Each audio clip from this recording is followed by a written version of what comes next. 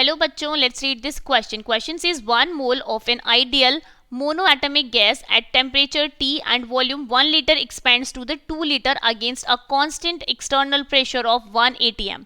Under adiabatic conditions, then final temperature of gas will be. Here we have to find out final temperature of gas, and the options are T plus 2 upon 3 multiplied by 0.0821, T minus 2 upon 3 multiplied by 0.0821, T upon 2 raised to the power 5 by 3 minus 1, and T upon 2 raised to the power 5 by 3 plus 1. So, when we are calculating the final temperature and the system is given that it is a adiabatic process, so we can write that our key concept is first law of thermodynamics.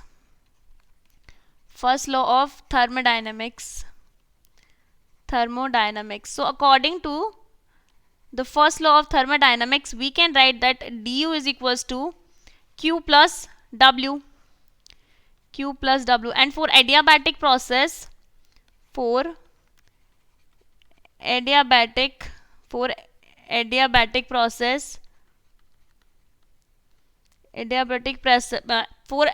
process q is equals to 0 because heat is equals to constant.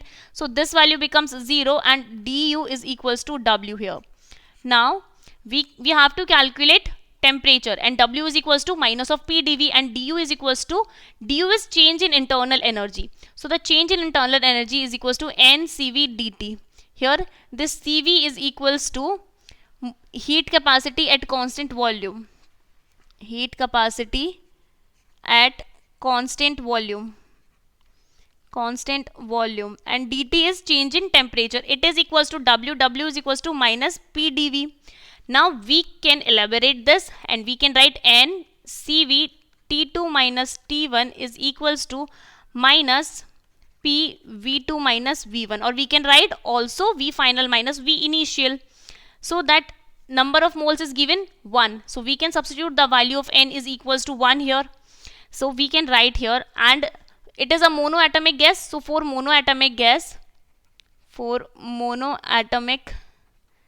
gas, cv is equals to 3 by 2 r, and t1 is taken as t, and we have to find out final temperature because here this initial temperature is taken as t in options.